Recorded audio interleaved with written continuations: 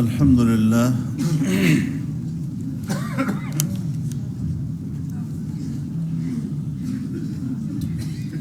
الحمد لله وكفى وسلام على عباده الذين اصطفى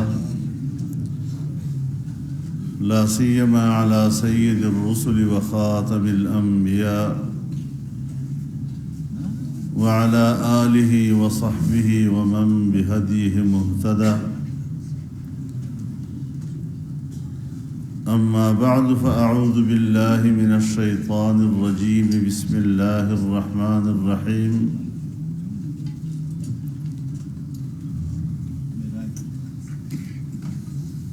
إن الدين عند الله الإسلام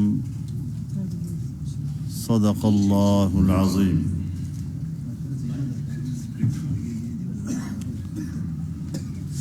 حضرات علماء کرام،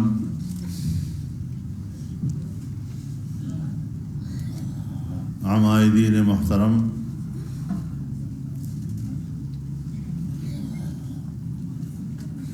صوبہ خیبر پختونخوا کے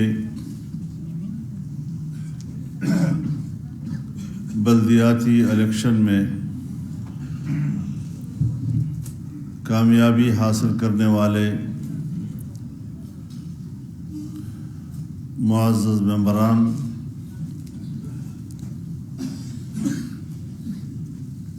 میرے بزرگوں، میرے بھائیوں اور دوستوں،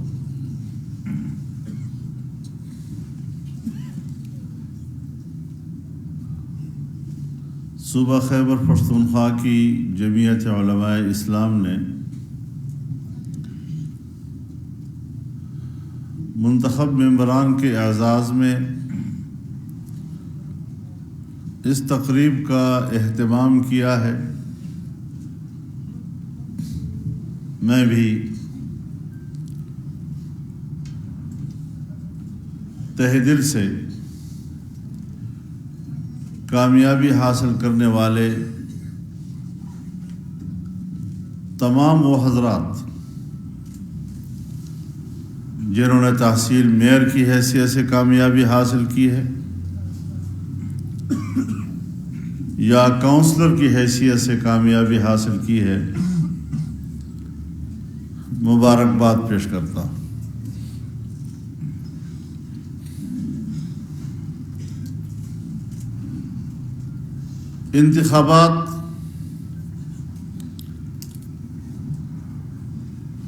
انتخابی مہم، پولنگ کا دن، ووٹوں کی گنتی اور اس کے نتائج، یہ ایک مرحلہ ہوا کرتا ہے جس سے گزرنا پڑتا ہے، لیکن جب قوم نے اعتماد کر لیا آپ کے اوپر اور آپ پر وہ ذمہ داریاں عائد ہو گئی ہیں، تو اب قوم کی بھی آپ پر نظر ہوگی، اور حکومت ملنے کے بعد، جدوجہد کے نتیجے میں عزت ملنے کے بعد، اختیار ملنے کے بعد، اللہ بھی یہی فرماتا ہے کہ فَيَنْظُرَ كَيْفَ تَعْمَلُونَ، پھر اللہ بھی تمہیں دیکھے گا اب تم کیا کرتے ہو۔ تو امتحان اب شروع ہوگا۔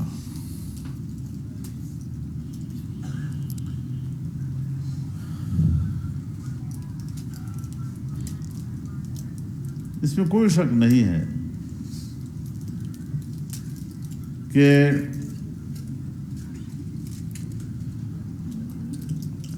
پی ڈی ایم کے اجلاس میں میری رائے یہی تھی کہ بلدیاتی الیکشن کی طرف جانے کی بجائے ہمیں تحریک کی طرف متوجہ رہنا چاہیے۔ تحریک کا اپنا میدان ہوتا ہے، الیکشن کا اپنا میدان ہوتا ہے، دونوں کے اپنے تقاضے ہوتے ہیں۔ تحریک الیکشن نہیں اور الیکشن تحریک نہیں۔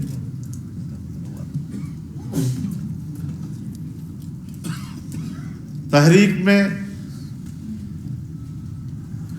नाराज़गी, जोश व वलवला वो मुहर्रिक होता है। इलेक्शन में कामयाबियां हासिल करने के बाद खुशियां और जश्न होते हैं। खुशियों और जश्न में तहरीक नहीं चलाया करते। लेकिन जब तमाम जमात की एक राय थी और दूसरी जमातों की भी, तो मैंने अपनी राय तर्क कर दी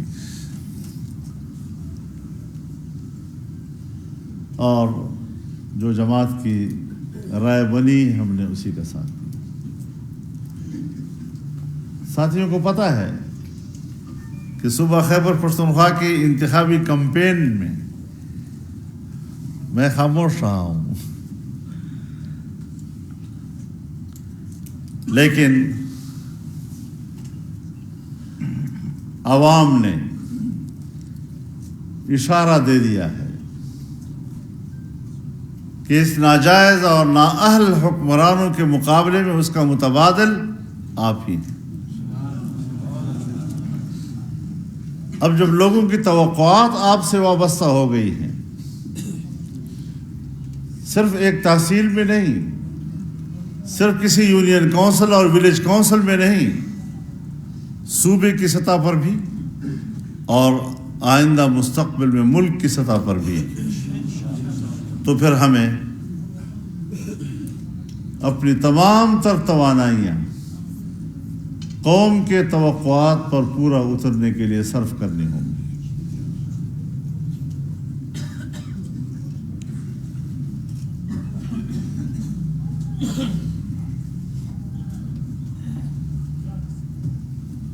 अल्लाह ताला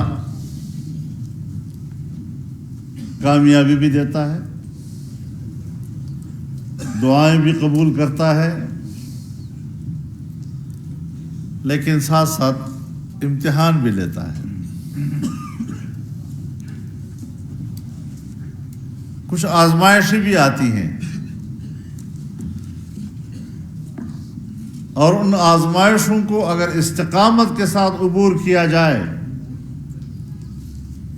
तो फिर अल्लाह की नुसरत भी उतरती है।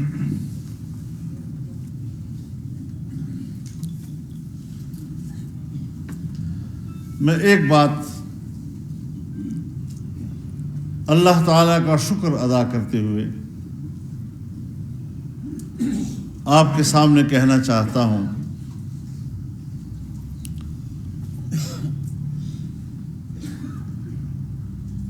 इतनी लंबी और तवील अरसे पर मुहीत तहरीकों में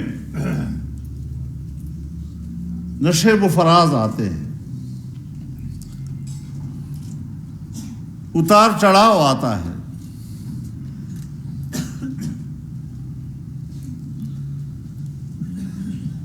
लहरें डूबती भी हैं, लहरें उभरती भी हैं। हालात एक जैसा नहीं रहते।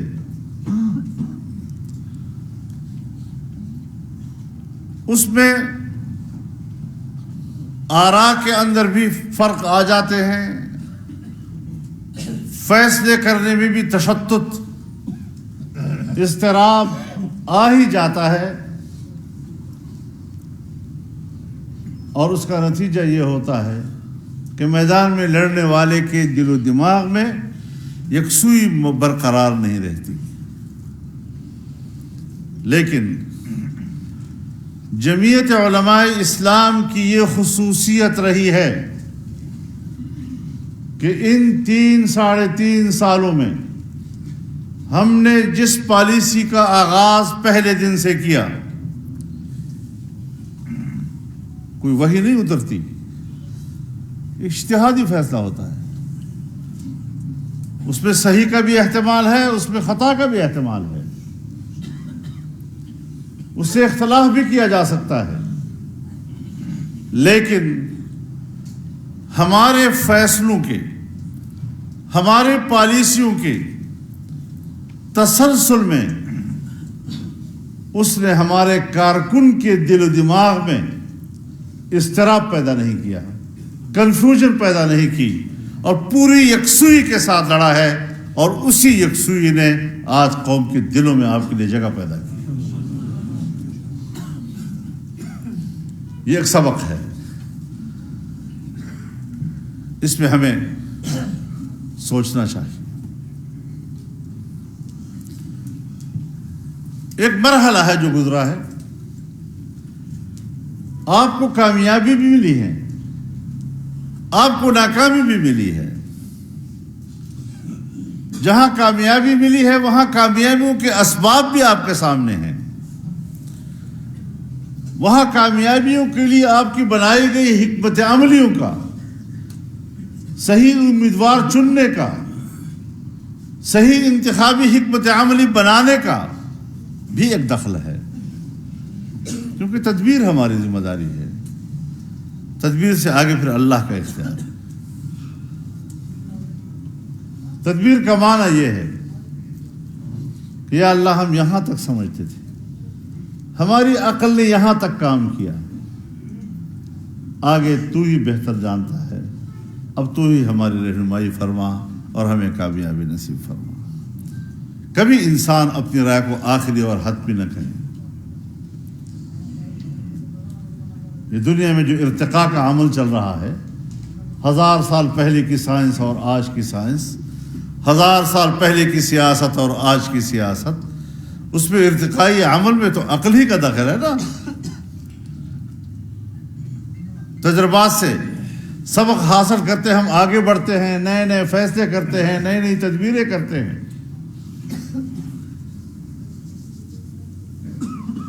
تو آپ کو علم ہوگا کہ ہم جہاں جیتے ہیں اس میں ہماری کون سی کامیاب حکمت عملی تھی، لیکن جہاں آپ ہارے ہیں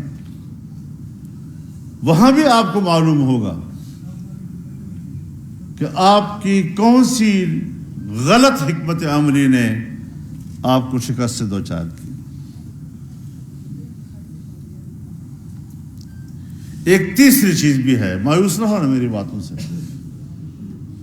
کہ چونکہ فیصلہ عوام نے کرنا ہوتا ہے، عوام کی اپنی ترجیحات ہوتی ہے، آپ کی اچھی حکمت عملی کے باوجود اس نے ووٹ آپ کے حق میں نہیں پڑا تو یہ اس کی مرضی ہے۔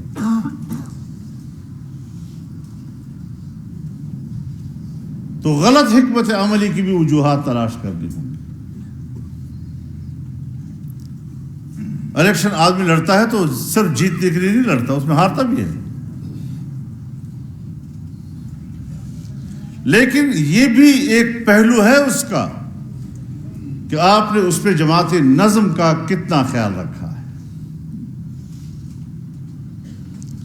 میں ساتھیوں کے ساتھ ہنستا ہوں، نئے لوگ جماعت میں آتے ہیں، ہم بڑے شان و شوکت سے اس کو جماعت میں شامل کرتے ہیں، اس کے لیے آنکھیں بچھاتے ہیں، ان کے لیے باہیں پھیلاتے ہیں، ان کے سر پر ہم ٹوپیاں رکھتے ہیں جمعیت کی، ان کے گلے میں ہم جمعیت کے مفلر ڈالتے ہیں، انہیں ہم ہار پہناتے ہیں۔ بہت زبردست آدمی ہے، اتنی بڑی طاقت ہے، علاقے میں اتنا بڑا اثر رسوخ ہے، یہ ہے اور وہ ہے، لیکن جب الیکشن آتا ہے، نہیں جی یہ کل کا آیا ہوا، میں بڑا پرانا باپ دادا سے نظریاتی ہوں، یہ کیسے ہو سکتا ہے کہ اس کو ٹکٹ ملے؟ اب پرسوں ترسوں تو اتنا بڑا اہم تھا، ایک دم سے اس کی اہمیت کیسے ختم ہو گئی؟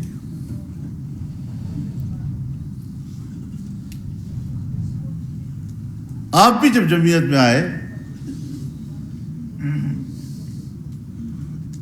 تو اس کی کوئی ابتدا ہوگی نا، تو اس سے پہلے کیا تھا؟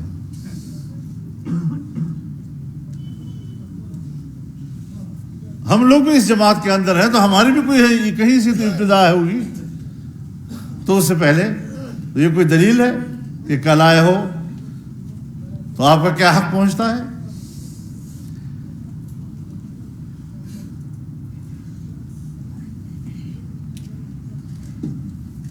یہ بھی ایک بات مد نظر رہنی چاہیے کہ بعض لوگ جو جماعت میں شامل ہوتے ہیں، نئے نئے شامل ہوتے ہیں، یقیناً ان کے ذہن میں ایک مفاد بھی ہوگا، یقیناً ان کی خواہش ہوگی کہ ہمیں سیٹ ملے گی، پھر اس کے بعد ہم جیتیں گے، پھر ہم ممبر بنیں گے، پھر وزیر بنیں گے۔ لیکن اگر وہ جماعت میں آ جائیں، اپنی زندگی جماعت میں گزاریں، ان کے گھر میں نئی نسلیں پیدا ہوں گی، وہ اس گھر میں جمعیت کے جھنڈے دیکھ کر آنکھیں کھولتا ہے، جمعیت کے بینر جو ہے وہ گھروں میں ادھر ادھر دیواروں پہ لٹکے ہوئے آنکھیں کھول رہا ہے، اس کو سمجھ آ رہی ہے کہ میں جس گھر میں پیدا ہوا ہوں یہ پرچم نبوی کا گھر ہے، یہ جمعیت علماء کا گھر ہے، تو پھر وہی نسل کہے گی کہ ہم تو نظریاتی پیدائشی جمعیت کے ہیں، تو اس کا انتظار نہیں کیا جا سکتا۔ ضرور آپ نے دھکیلنا ہے کسی کو پیچھے کہ تم کل آئے ہوئے ہو، آپ کو کیا حق پہنچتا ہے؟ ہم تو آپس میں پھر بھی مسلمان بھائی ہیں، دنیا داریاں چلتی ہیں، دنیا میں کمزوریاں ہمارے اندر بے شمار ہوتی ہیں۔ جس وقت آپ کسی کو مفاد پرست کہہ کر پیچھے دھکیلتے ہیں اور کہتے ہیں یہ میرا حق ہے، کبھی سوچا ہے کہ اس کے اندر بھی ایک مفاد کی بو آ رہی ہے؟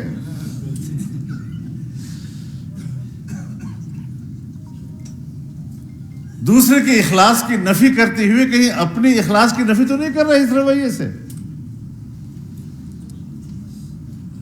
جناب رسول اللہ صلی اللہ علیہ وسلم کے ساتھ طائف کے لوگوں نے کیا کیا؟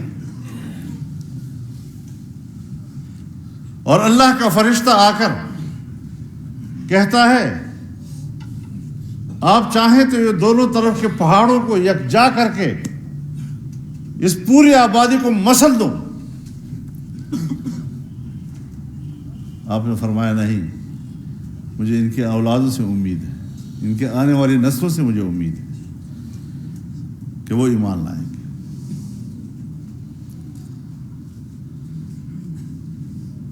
تو اس طریقے سے ایک سفر ہے، اور پھر آپ نے تو جمعیت کا 7 سالہ بنایا ہوا ہے، اس سلسلے کے 100 سال گزرے ہیں، اور اس 100 سال سے پہلے کے 100 سال برصغیر کی 200 سالہ تاریخ، یہ ساری کی سارا قربانیوں جدوجہد سے بھری پڑی ہے، اور ہمیں اپنے اکابر نے 2 چیزیں امانت کے طور پر دی ہیں، اسلام کا نظریہ، عقیدہ، اور ایک اس نظریے کے لیے کام کرنے کا رویہ، منہج۔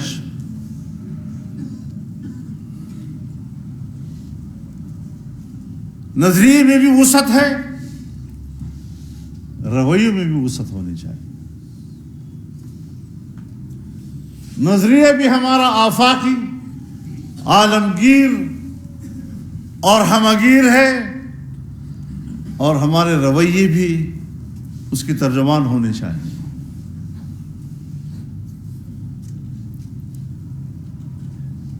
ایمان کی ظاہری علامت آپ کے اعمال ہوتے ہیں۔ ہر جگہ پہلے اللہ ایمان کا ذکر کرتا ہے، پھر اعمال صالحہ کا ذکر کرتا ہے۔ ان الذین آمنوا وعملوا الصالحات، پہلے ایمان عقیدے کا ذکر، پھر اعمال صالحہ کا ذکر۔ ہاں، ایک جگہ پر عمل کا ذکر پہلے ہے اور عقیدے کا ذکر بعد میں ہے۔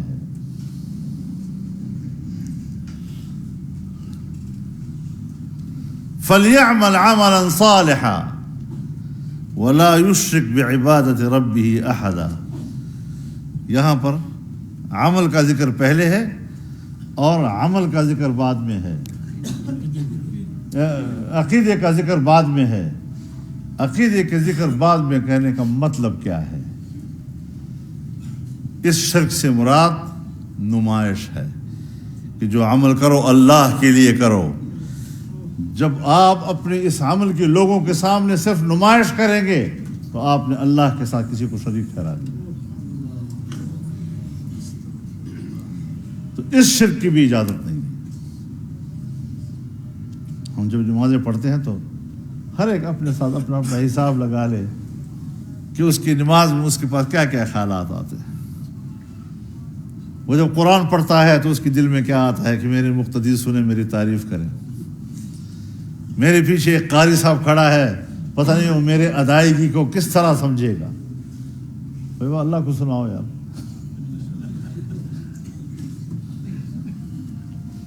اس حد تک اللہ رب العزت عقیدے کے لحاظ سے بھی توحید اور اعمال کے لحاظ سے بھی توحید کی طرف متوجہ کرتا ہے.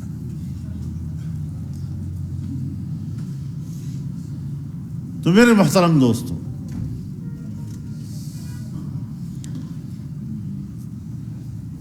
اللہ کا دین بہت ہی جامع دین ہے، اور اس پورے دین کی اساس عبادت و دیانت ہے، اور عبادت و دیانت کا تعلق دل کے ساتھ ہے.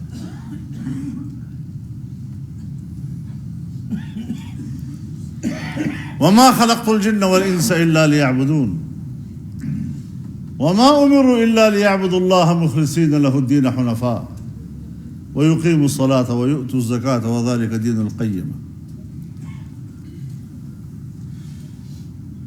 تو عبادت و دیانت یہ دین کی اساس ہے، لیکن عبادت و دیانت کے لیے خلوت چاہیے، پرسکون ماحول چاہیے، اطمینان کا ماحول چاہیے. تو اگر ہم صرف عبادت تک اپنے آپ کو محدود کر لیں تو پھر تو ہمارا پورا دین ایک حجرے اور محراب کے اندر بند ہو جائے گا.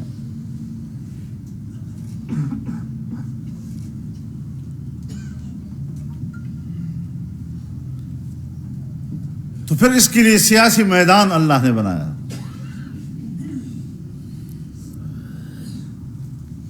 جس پہ فتنوں کے خلاف جنگ بھی ہے،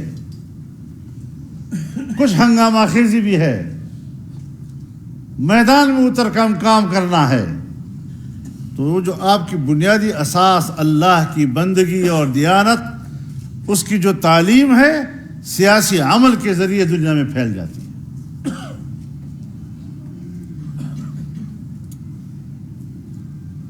تو دنیا پر اللہ کا ایک نظام آ جاتا ہے.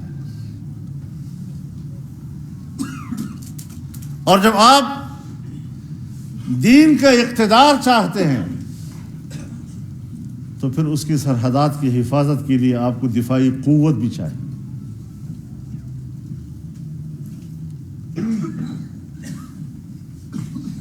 لہذا عبادت و دیانت اور سیاست اور عسکری قوت، دفاعی قوت، یہ تینوں اگرچہ اس کے میادین ایک دوسرے سے مختلف ہیں، لیکن بوجوہ اختلاف مراکز کے اکمال دین سے اللہ کی طرف سے بھیجے گئے تعلیمات و احکامات ہیں، سو مکمل ہو گئے ہیں.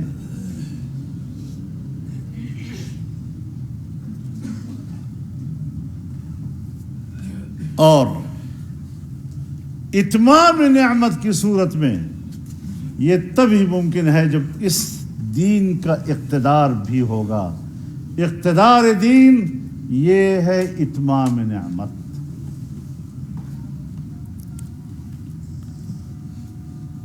ہم اس سے کیوں توجہ ہٹا لیتے ہیں؟ تو دین کو کامل اور مکمل بناؤ. اس دین کے اقتدار کو برپا کرنے کے لیے سیاسی اور اتمام نعمت کی صورت میں یہ تبھی ممکن ہے جب اس دین کا اقتدار بھی ہوگا. اقتدار دین یہ ہے اتمام نعمت.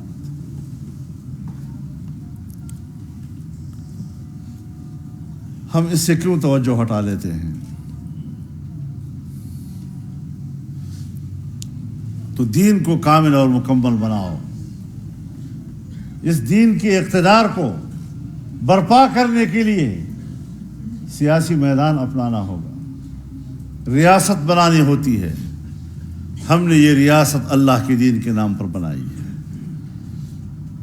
کوئی شخص عبادات و دیانات کا انکار نہیں کر سکتا، کوئی شخص اخلاقیات کا انکار نہیں کر سکتا، لیکن اگر ہم اسے اقتدار میں لانے اور اس کے لیے میدان سیاست کو سجانے کی فکر نہیں کریں گے تو اس کا معنی یہ ہے کہ ہم دین کو مکمل تسلیم نہیں کر رہے، اور دین کو مکمل سمجھتے ہیں لیکن اس کی نعمت کی اتمام کے قائل نہیں ہے، جبکہ اسلام کے اور دین کے اتمام کے معنی اس کا اقتدار و سطوت و سلطنت ہے.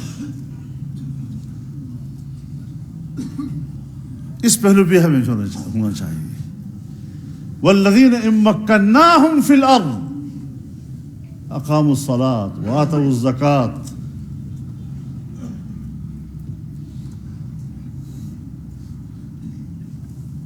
وامروا بالمعروف ونہوا عن المنکر. قرآن کریم نے تو واعظ کا لفظ بھی استعمال کیا ہے، نصیحت کا لفظ بھی شریعت نے استعمال کیا ہے. لم تعظوہم وعظوہن، قرآن نے استعمال کی ہے یا نہیں کی؟ لیکن جب وہاں امت کی بات آتی ہے، یعنی امر اجتماعی کی بات آتی ہے، تو کنتم خیر امت اخرجت للناس تأمرون بالمعروف وتنہون عن المنکر. جب آپ کی اجتماعی قوت کا اللہ ذکر کرتا ہے وَلْتَكُمْ مِنْكُمْ أُمَّةٌ يَدْعُونَ إِلَى الْخَيْرِ وَيَأْمُرُونَ بِالْمَعْرُوفِ وَيَنْهُونَ عَنِ الْمُنكَرِ، دعوت کا ذکر بھی ہے. معلوم ہوتا ہے کہ دعوت کا میدان الگ ہے اور امر بالمعروف اور نہی عن المنکر کا میدان الگ ہے، اور عطف مغایرت پہ دلالت کرتا ہے. پھر دعوت کا اپنے طریقے ہیں، ادعو الی سبیل ربک بالحکمہ والموعظۃ الحسنہ وجادلہم باللتی ہی احسن. جبکہ سیاست یہ اجتماع ہے دو جذبات کا، لطف کا اور عنف کا.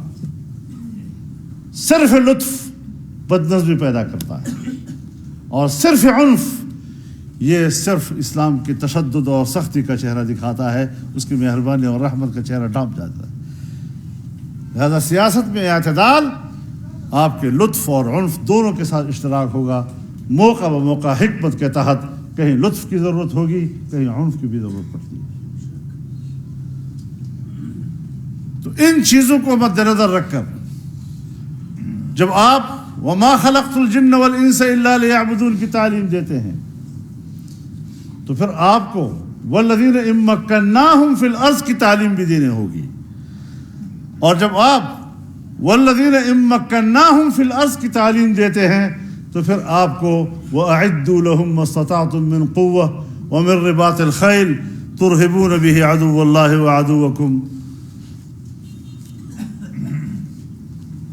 یہ تعلیم بھی دینی پڑے گی.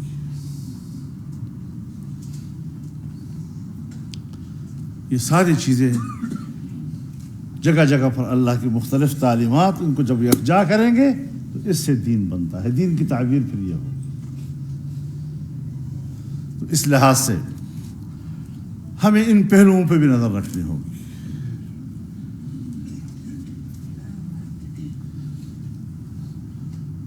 عبادت تنہا ہے تو وہ آپ کو رہبانیت کی طرف لے جاتا ہے، جبکہ اسلام رہبانیت کے خلاف ہے. وَلَقَدْ كَرَّمْنَا بَنِي آدَمَ وَحَمَلْنَاهُمْ فِي الْبَرِّ وَالْبَحْرِ وَرَزَقْنَاهُمْ مِنَ الطَّيِّبَاتِ. بر بحر پر انسان چھا جاتا ہے. یہ مقام ہے انسانیت کا، یہ شرف و عظمت ہے انسانیت کی. تو یہ ساری تعلیمات جو آج جس کی بنیاد پر ہماری ریاست چلتی ہے، یہ اللہ رب العزت کی دی ہوئی وہ تعلیمات ہیں جس کو جمعیت علماء اسلام سمجھتی ہے کہ ہم نے اسی کا عالم بلند کرنا ہے.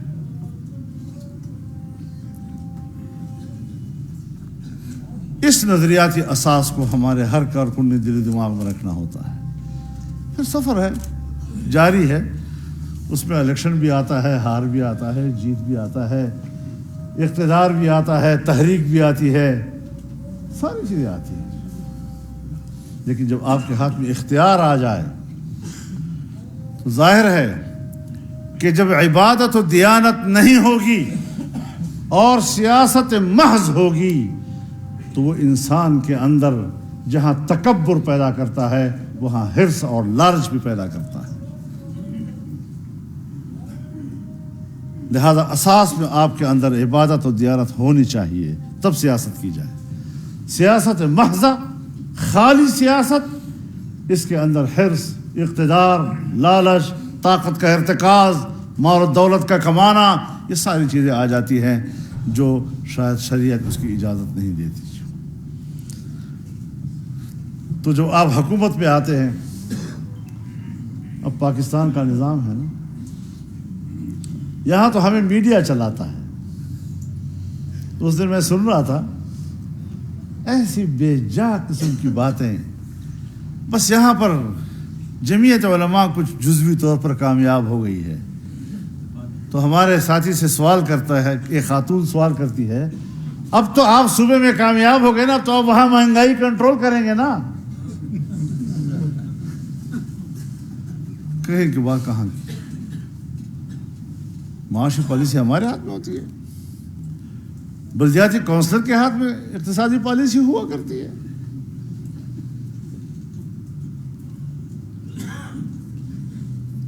کچھ تو ذمہ داری اور فرائض کے درمیان، اختیارات کے درمیان امتیاز، اس کی بھی تعلیم ہونی چاہیے نا۔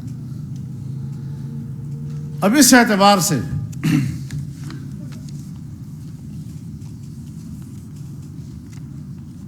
جب ہم دفاع کی بات کرتے ہیں تو دفاع کو ہم ریاست کی ضرورت سمجھتے ہیں۔ اگر میں ایک سیاسی کارکن ہوں اور میں نے اپنے اکابر سے کچھ سیاست کے ایک دو لفظ سیکھے ہیں اور جمعیت علماء اسلام کے پلیٹ فارم سے میں اس کا ایک کارکن ہوں یا ایک طالب علم ہوں، تو مجھے اپنے کام سے کام رکھنا چاہیے نا۔ پاکستان ایک ریاست ہے اور اس ریاست کی ایک فوج بھی ہے،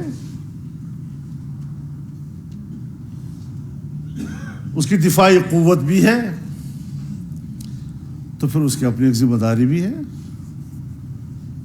اور اس لحاظ سے ہمیں پاکستان کی دفاعی قوت کی صلاحیت و استعداد پر اعتماد بھی ہے۔ ایسا نہیں خدا نخواستہ کہ ہمیں اپنے جوانوں کے دفاعی قوت و صلاحیت پر اعتماد نہیں ہے، بس اتنا ہے کہ اپنے کام سے کام رکھے۔ اتنی سی بات ہے، اتنی سی بات پہ ناراض نہیں ہونا چاہیے یار۔ میں اگر سیاست میں غلطی کروں تو کسی کو حق حاصل ہے کہ میری رہنمائی کرے کہ میں اپنے کام سے تجاوز کر رہا ہوں۔ ہم تو اتنا زیادہ احتیاط کرتے ہیں، اتنا زیادہ احتیاط کرتے ہیں جمعیت والے کہ تبلیغی جماعت والوں کے کام میں مداخلت نہیں کرتے۔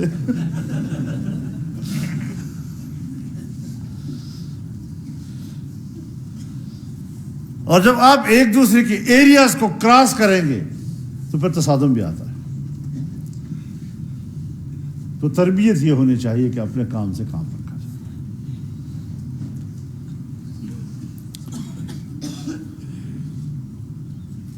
اور جس وقت انہوں نے الیکشن میں مداخلت کی اور دھاندلی کر کے اس ناجائز کو حکمران بنایا تو پھر ہم نے کوئی لحاظ نہیں رکھا، ڈنکے کی چوٹ کہا کہ اس کے مجرم آپ ہیں۔ آج اس صوبے کے اس جزوی الیکشن میں جب تھوڑا سا وہ غیر جانبدار رہے تو ہم نے کہا ہم خراج تحسین پیش کرتے ہیں، اچھی بات ہے، کون سی ہماری ابدی دشمنی ہے آپ کے ساتھ، اور آپ مزید تھوڑا سا اور زیادہ نیوٹرلائز کریں اپنے آپ کو، پھر دیکھیں کہ پاکستان کا نقشہ کیا بدلتا ہے۔ یہ حق عوام کا ہے۔ یہاں تو مصیبت یہ ہے کہ لوگ کچھ گڑبڑ کر لیتے ہیں، کچھ خلط ملط کر لیتے ہیں۔ آج کل ہمارے ہی حلقوں میں اسلام یا جمہوریت، یا الہ العالمین، یہ کوئی سوال ہے؟ یعنی اگر ہم مسلمان ہیں اور ہمارا دین اسلام ہے تو پھر جمہوریت کو فرق ہے؟ یہ کس نے سبق دیا ہے آپ کو؟ آپ مجھے بتائیں، علماء حضرات ہیں بہت سے، آپ میں ائمہ بھی ہیں مسجدوں کے، محلے کے عوام اور مقتدیوں کی اجازت کے بغیر زبردستی کوئی مصلی پہ قبضہ کر سکتا ہے؟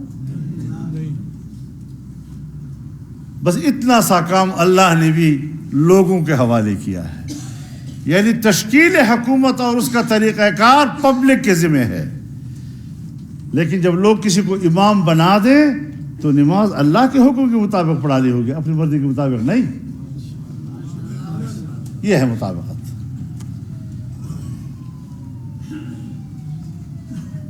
اگر نظام حکومت کی تشکیل بالکل ایسی ہوتی جیسے نماز پڑھنا، تو پھر حضرت ابوبکر صدیق رضی اللہ تعالیٰ کا انتخاب ایک طریقے سے، حضرت عمر فاروق رضی اللہ تعالیٰ کا انتخاب دوسرے طریقے سے، حضرت عثمان رضی اللہ کا انتخاب تیسرے طریقے سے، حضرت علی رضی اللہ کا چوتھے طریقے سے، تو اختلاف نہ ہوتا نا؟ تو نماز کے طریقے سے وہ نماز ایک طرح کا پڑھتے تھے، تو پھر یہاں بھی ایک ہی طرح کا نظام ہونا چاہیے تھا نا۔ لیکن احکامات شرعیہ کے ساتھ، تنفیذ نظام کے ساتھ جو ان کی کمٹمنٹ تھی، اس میں کوئی فرق نہیں تھا۔ تشکیل حکومت میں چونکہ پبلک کی رائے چلتی تھی، پبلک اجتہاد کرتی تھی، اس میں کبھی اختلاف بھی آ جاتا تھا، اور چونکہ ہر صحابی مجتہد تھا تو وہ اپنے اجتہاد پہ عمل بھی کرتا تھا۔ تو اس لحاظ سے ان چیزوں میں تھوڑا سا امتیاز برتنے کے لیے سمجھاؤ لوگوں کو کہ اس طرح نہیں ہے مسئلہ۔ ہمارے اکابر اندھے نہیں تھے، آج بھی جمعیت علماء اسلام کے پلیٹ فارم پر 4 سے 5 لاکھ تک فارغ التحصیل علماء کرام موجود ہیں۔ یہ اندھے ہیں۔ جمہوریت کفر ہے، یہ سارے کفر کر رہے ہیں۔ حضرت شیخ مدنی رحمہ اللہ کفر کر رہے تھے، نعوذ باللہ۔ کیا چیز ہو تم لوگ، کیا باتیں کرتے ہو؟ تعجب ہوتا ہے، کون پڑھا رہا ہے یہ درس؟ اور یہ ہیں کس درجے کے لوگ؟ آج کل مشکل یہ ہے حضرات کہ نکاح طلاق کا مسئلہ ہو تو محلے کے امام اور مدرسے کے استاد کے پھنسا کر پوچھیں گے، لیکن کفر اور شرک کا فتویٰ ہو تو اس کے لیے ہر آدمی وہ مفتی بنا ہوا ہے، ایک مفتی ہے۔ اور ابھی نماز میں غلطی ہو جائے، مولوی صاحب مجھ سے غلطی ہو گئی، کیا مسئلہ ہے، میں کیسے نماز ٹھیک کروں؟ یہ چیزیں بھی ذرا ہمیں مد نظر رکھنی چاہیے۔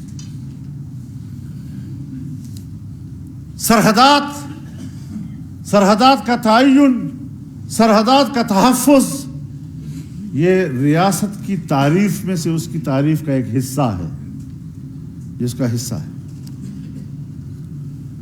اور ہمیں ایک مشکل درپیش ہے، تقسیم سے پہلے سے لے کر، تقسیم کے وقت سے لے کر آج تک یہ عالمی اسٹیبلشمنٹ بھی عجیب شے ہے۔ ہندوستان سے گئی تو کشمیر کا تنازع چھوڑ کے گئی، عرب دنیا سے گئی تو اسرائیل کا فتنہ چھوڑ کے گئی، اور آج افغانستان سے جب نکلی تو ڈیورنڈ لائن کا فتنہ چھوڑ کے چلی گئی، اور 3-4 سال پہلے جب دوحہ کے دفتر کھل چکے تھے، مذاکرات کا آغاز ہو چکا تھا، مانا یہ کہ امریکہ نے انخلا کا فیصلہ تقریباً کر لیا تھا، لیکن اب کیسے کرے اس کی طریقہ کار وغیرہ وغیرہ۔ تو آپ نے اس وقت دیکھا کہ یہاں انضمام کا مسئلہ شروع ہوا، فاٹا انضمام اور فاٹا انضمام، فاٹا کے لوگوں کے حقوق اور فاٹا کی ترقی اور فلاں فلاں، اور میرا تمام کو یہاں پر ان کے ایجنڈوں کو یہاں پر امپلیمنٹ کیا جاتا رہے گا۔ کیا کھیل اس قوم کے ساتھ کھیلے جا رہے ہیں؟ اور امت مسلمہ کے ساتھ. کبھی ہم نے سوچا ہے ان چیزوں کے اوپر؟ کبھی ہم نے غور کیا کہ دنیا ہمیں کدھر سے کہاں لے جا رہی ہے؟ اور یہ سمجھتے ہیں کہ یہ بدھو ہے، کچھ سمجھتے نہیں ہیں. تو میں انہیں یہ بتانا چاہتا ہوں کہ بہر رنگے کے خواہی جام میں پوش من انداز قدرت رمیش ناسا. ایسا نہ کرو قوم کے ساتھ. جانتے بوجھتے ایسے ایسے اقدامات کر رہے ہو کہ آنے والے وقتوں میں پھر کہیں گے صاحب اب تو پاکستان کا سوال پیدا ہو گیا ہے، اب تو ہم نے اپنی سرزمین کی ایک انچ کا مقابلہ کرنا ہے، اب تو پاکستان کے لڑنے والا تھا بہر قیمت باطل ہے، پاکستان سے لڑنے والا ہمارا دشمن ہے، آؤ قوم نکلو ان کے خلاف. یہی سیاست کرنی ہے آپ نے. ایک سرحد سے دوسری سرحد میں آپ نے منتقل کر دیا ہمیں. میں نے خود سوالات اٹھائے ہیں. جب میرے سامنے ایک دفعہ کہا گیا کہ کشمیر کے محاذ پر بڑی ٹینشن ہے، تو میں نے کہا ہندوستان ایک یونین ہے یا دو یونین ہے؟ کہنے لگے ایک یونین ہے. تو میں نے کہا پھر اس کا کیا مطلب ہے کہ کشمیر پر ٹینشن ہے اور کرتارپوری پہ دوستی ہے؟ ایک ملک کے ساتھ ہم ان تضادات کا مجموعہ ہے. ہم نے وہ تضادات کیے ہیں کہ ایک دن ہم نے ہندوستان کے وزیر اعظم کو واگا کے سرحد پر استقبال کیا، اس کو پاکستان لائے اور وہ مینار پاکستان کے سائے میں کھڑا ہوا اور پاکستان کو ایک حقیقت کے طور پر تسلیم کرنے کا اعلان کر دیا. جو ہی وہ گیا 10 دن کے بعد ہم نے کارگل میں جنگ شروع کر دی. اب بین الاقوامی برادری کے سامنے ریاست جواب دہ ہوتی ہے. ہم سے اگر کسی فورم پر، بین الاقوامی فورم پر سوال کیا جائے کہ وہ پاکستان جو ایک دن انڈیا کے وزیر اعظم کا استقبال کرتا ہے اور 10ویں دن وہ انڈیا کے ساتھ کارگل پہ جنگ چھیڑتا ہے، یہ متضاد و متصادم پالیسی کیوں؟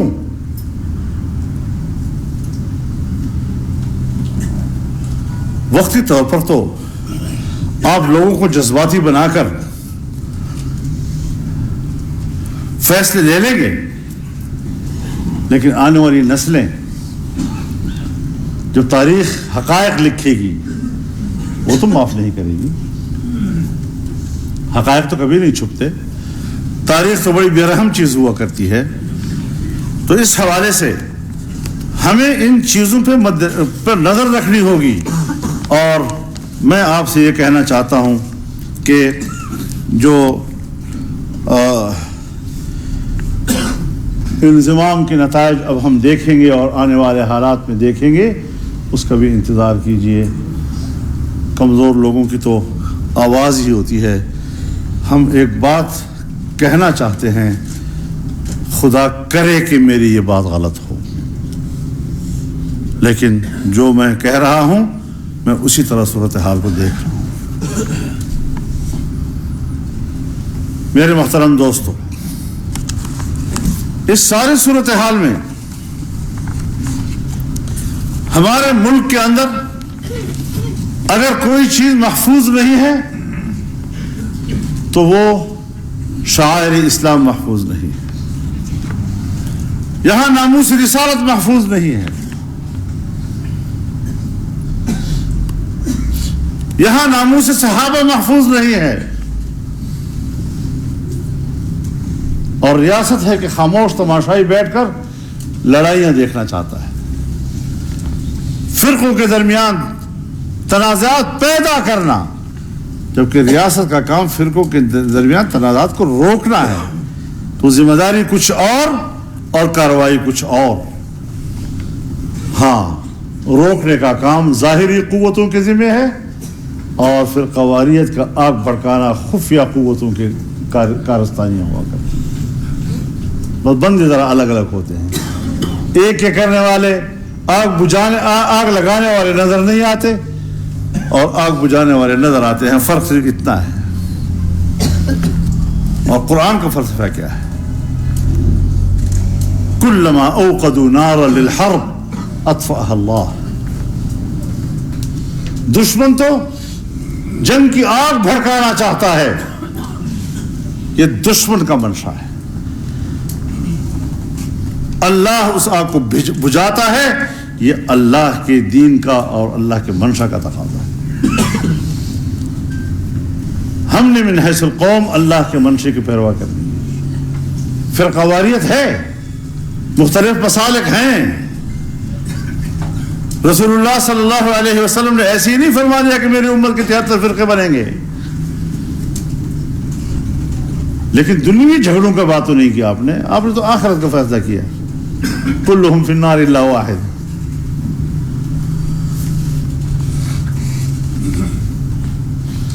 اب ہمارے علماء کرام الا واحدہ کہ رسول اللہ علیہ الصلوۃ والسلام نے فرمایا ما انا علیہ و اصحابی. اب ما انا علیہ و اصحابی میں ایک ما ہے اور ایک ہے انا علیہ و اصحابی. سو ما سنت اور انا علیہ و اصحابی جماعت. تو فرقہ ناجیہ کہتے ہیں اہل السنت والجماعت ہے.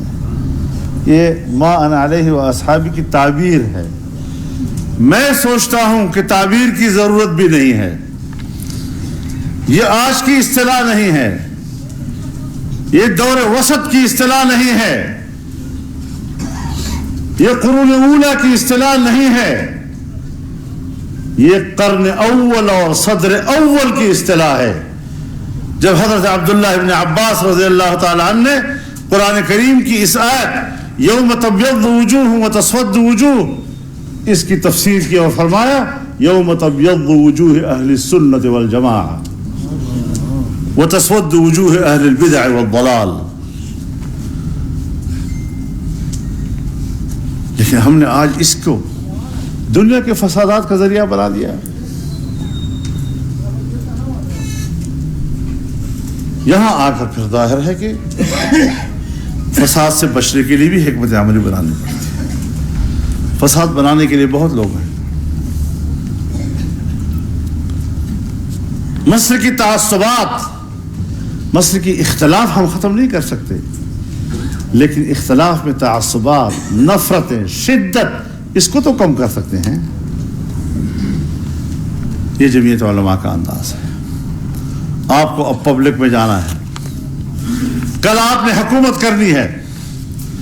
بحیثیت حکمران کے جمعیت علماء کی کیا ذمہ داری ہوگی؟ اگر ہم نے مسلکی جنگ آج چھیڑ دی اقتدار سے پہلے، تو پھر تو اقتدار میں آنے کے بعد مخالفین کو ذبح کرنا ہوگا نا. واجب القتل ہیں، کافر ہیں.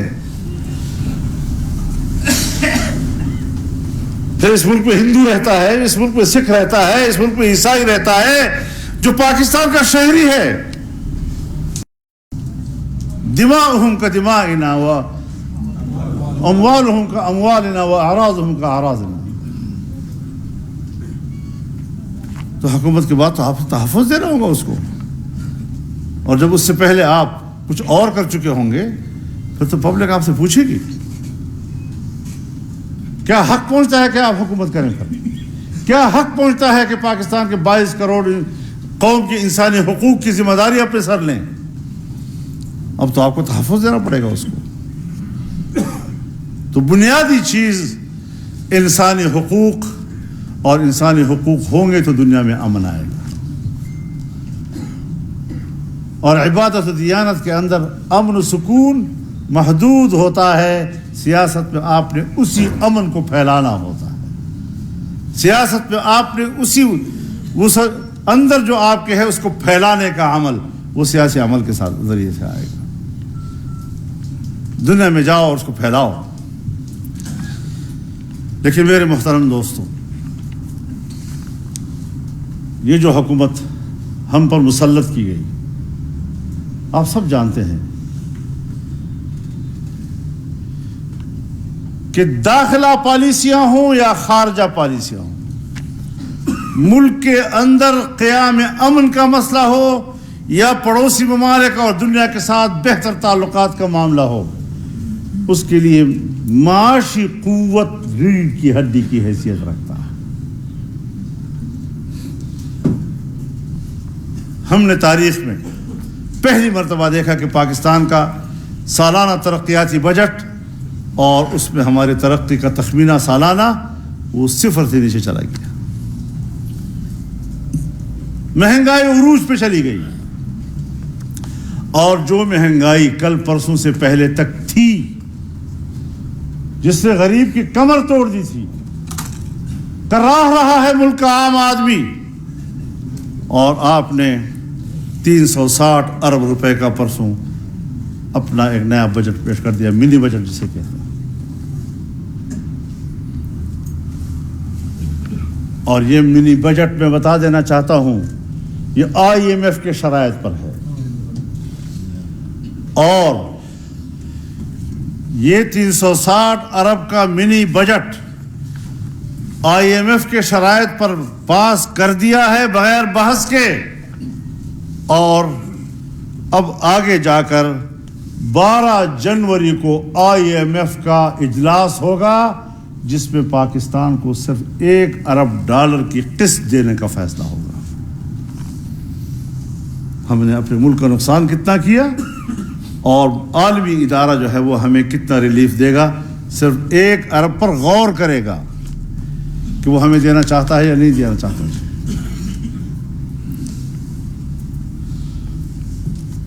اور پھر جو بھی کبھی بل آتا ہے تو اسمبلی کے رولز ہیں کہ پہلے اسٹینڈنگ کمیٹی میں جاتا ہے، وہاں پر ممبران اس پر بحث کرتے ہیں، اس کو نکھار کے پھر وہ آتا ہے اسمبلی کے اندر.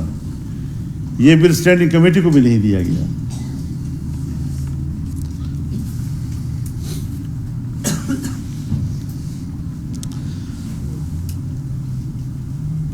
$215 ارب کا استثنائی ٹیکس یہ واپس لے لیا گیا ہے، اور اس کے بعد اب ٹیکسز کا جو بوجھ ہے وہ $575 ارب بڑھ گیا ہے. اس سے اندازہ لگا لیں کہ کہاں پہنچ گئے ہیں آج آپ.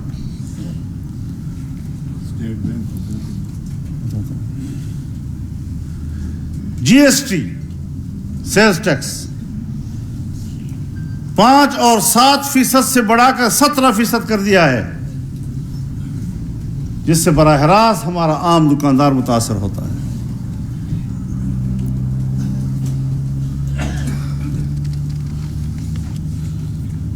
ظاہر ہے کہ اس سے افراط زر بڑھے گا، مہنگائی بڑھے گی، 25% بڑھے گی یکدم سے.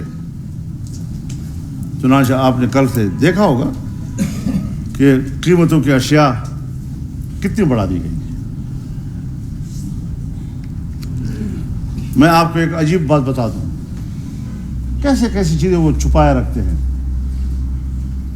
آپ نے فرمایا اسٹیٹ بینک کی بات، اسٹیٹ بینک کے لیے بل تیار ہے اسمبلی میں لانے کے لیے کہ ہم اسٹیٹ بینک کو براہ راست IMF سے وابستہ کریں گے.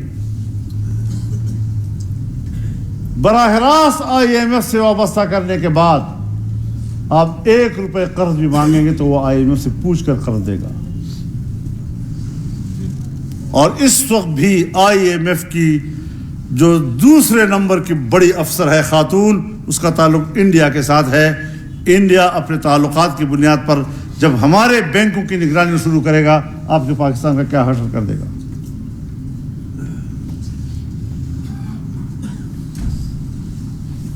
لیکن یہ تو ہے جو بل ہے آ رہا ہے. عملاً کیا ہو رہا ہے؟ عملاً جولائی 2019 سے اب تک اسٹیٹ بینک نے حکومت کو کوئی قرض نہیں دیا ہے. اب تک اسے قرض پہلے سے روک دیے ہیں، اور جتنے قرض ہم نے لیے ہیں وہ ہم نے کمرشل بینکوں سے لیے ہیں. اب کمرشل بینکوں کا آپ خود اندازہ لگائیں کہ اس کے قیمتوں پہ کیا اثرات پڑیں گے، معیشت پہ کیا اثرات پڑیں گے. یہ فیصلہ کون کرے گا کہ کس میں کس کا فائدہ ہوا ہے، کس کا نقصان ہوا ہے. جب باقاعدہ قانون پاس ہو جائے گا اس کے بعد اسٹیٹ بینک آپ کو دے گا پھر تو کہے گا جی وہ تو IMF سے پوچھیں گے پھر ہم پہلے.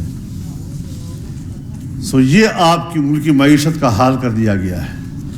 اور میرے محترم دوستو، باتیں ہیں تلخ، لیکن بہرحال کرنی پڑ رہی ہیں کہ اسٹیٹ بینک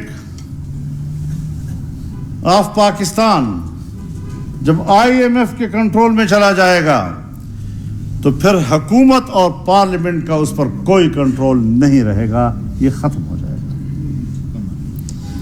سلطنت عثمانیہ نے ایک ہی غلطی کی کہ اپنے مرکزی بینک کو عالمی ادارے سے وابستہ کیا، اور جب اس پر مشکلات آئیں اور اپنے بینک سے پیسہ مانگا تو اپنے بینک نے پیسہ نہیں دیا اور سلطنت عثمانیہ کی سقوط کا باعث بن گیا. اتنا بڑا امپائر سلطنت عثمانیہ، افریقہ اور پورا عرب دنیا، اور جب اس نے بینک کو کسی عالمی ادارے سے وابستہ کرنے کی غلطی کی، پوری سلطنت گر گئی. آپ میں اتنی جان ہے، پھر کیا کریں گے ہم؟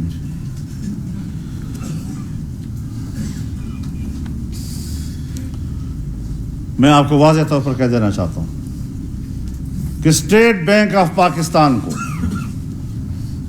IMF کے کنٹرول میں دینا ملک کی معیشت کو آخری کفن پہنچانا ہے، ان کی آزادی کو آخری کفن پہنانا ہے. اور اس کے بعد پھر پاکستان عالمی قوتوں، عالمی اداروں کی کالونی سے بڑھ کر اور کچھ نہیں ہوگا.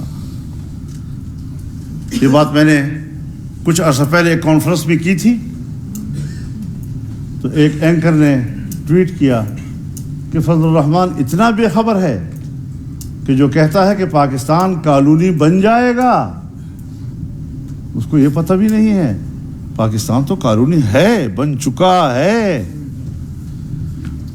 اور ہم کہتے تھے، دنیا بھی ہمیں سمجھاتی تھی کہ پاکستان دیوالیہ پن کے قریب ہے، بینک کرپٹ ہونے کے قریب ہے. لیکن FBR کے چیئرمین نے پرسوں آن ریکارڈ کہا کہ پاکستان بینک کرپٹ ہو چکا ہے، پاکستان دیوالیہ ہو چکا ہے. یہ حالت کر دی ہے ہماری اس ریاست کی. تو آپ اندازہ لگائیں میرے بھائیوں کہ آپ کی ذمہ داریوں میں کتنا اضافہ ہو گیا ہے. اور ہم نے کیا کسی کے رحم و کرم پر اس وطن عزیز کو حوالے کرنا ہے؟ جو چاہے ہمارا فیصلہ کر دے. تو اس اعتبار سے میں آپ سے عرض کرنا چاہتا ہوں، آج کیا وجہ ہے یہاں پر ابھی میٹنگیں ہوئی ہیں، کابینہ کا اجلاس ہوا، قومی سلامتی کا، قومی سلامتی پالیسی بنائی جا رہی ہے. ہر 6 مہینے کے بعد ایک بہت بڑی بونگی ماری جاتی ہے تاکہ جب اتنی بڑی بات قوم سنے گی تو شاید ان کو کچھ امید پیدا ہو جائے کہ حکومت شاید کچھ دینے والی ہے. اس بڑی بونگی سے بڑھ کر اس کی کوئی حیثیت نہیں ہے. میں نے پہلے عرض کیا کہ قومی سلامتی پالیسی کے لیے قومی مالیاتی پالیسی کی ضرورت ہے. جب تک آپ کے پاس ایک کامیاب قومی مالیاتی پالیسی نہیں ہے، آپ کسی قیمت پر بھی قومی سلامتی پالیسی نہیں بنا سکتے، ممکن نہیں آپ کے لیے. تو کیوں دھوکہ دیتے ہو قوم کو؟ کس بنیاد پر لوگوں کو دھوکے دے رہے ہو؟ تو یہ چیزیں بھی آپ کو مد نظر ہونی چاہیے کہ ایک طویل المدت معاشی پالیسی ہی کے ذریعے سے قومی سلامتی پالیسی بنائی جا سکتی ہے. صلاحیت ہی نہیں ہے تو پھر دیکھنا پڑے گا کہ ملک کو کون چلا رہا ہے. میرے خیال میں اس کا جواب بھی عام آدمی کے پاس نہیں ہوگا کہ ملک کو کون چلا رہا ہے. ایک فرانسیسی مفکر کہتا ہے کہ اگر یہ معلوم کرنا ہو کہ ملک کو کون چلا رہا ہے تو یہ معلوم کر لو کہ کس پر تنقید کرنا جرم ہے.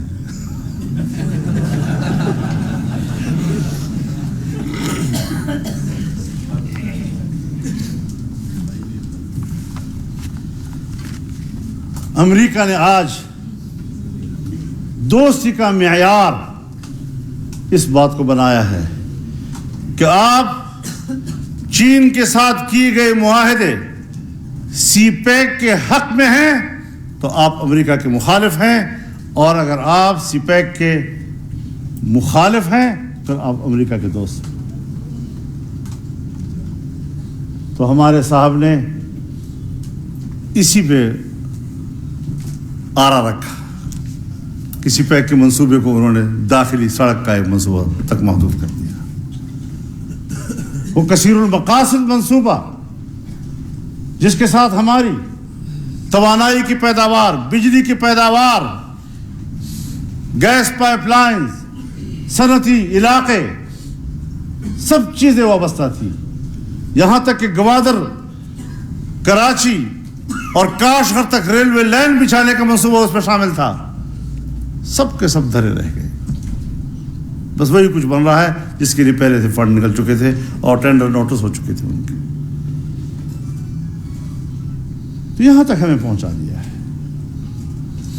ہاں، ایک چیز جس پر میں مطمئن ہوں، آج آپ سے ضرور یہ لوگ کہیں گے ہمارا تو جی ارادہ بھی نہیں تھا، ہم تو جی رحمت للعالمین اتھارٹی بنا رہے ہیں، ہم تو ریاست مدینہ اتھارٹی بنا رہے ہیں، ہم تو. بابا ایسی بات نہیں ہے. تمہارا ایجنڈا تھا کہ ناموس رسالت کا قانون ختم کریں گے. تمہارا ایجنڈا تھا کہ آئین سے عقیدہ ختم نبوت کے تحفظ کا شق ختم کریں گے. تمہارا ایجنڈا اب بھی ہے کہ دینی مدارس کو ختم کیا جائے. تم اب بھی مساجد کے انہدام کے فیصلے دے رہے ہو. اگر آپ نہیں کر سکے تو ان فقیروں کی قربانیوں کا نتیجہ ہے جنہوں نے روڈ پہ کھڑے ہو کر آپ کو چیلنج کیا کہ تمہارا باپ بھی ایسا نہیں کر سکتا.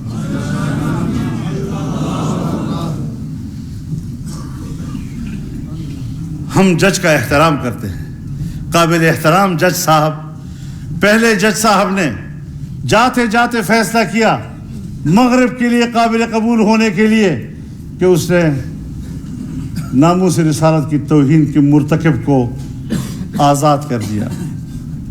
اب مغرب میں جگہ مل گئی نا، پاسپورٹ بھی مل گئے، گھر بھی مل گئے، آسائشیں بھی مل رہی ہیں. آپ بھی جاتے جاتے مسجدوں کو گرانے کا فیصلہ دے رہے ہیں تاکہ آپ مغرب کے لیے قابل قبول ہو سکیں، اور ہمیں کہے کہ میں نے تو قانون کے مطابق فیصلہ کیا ہے.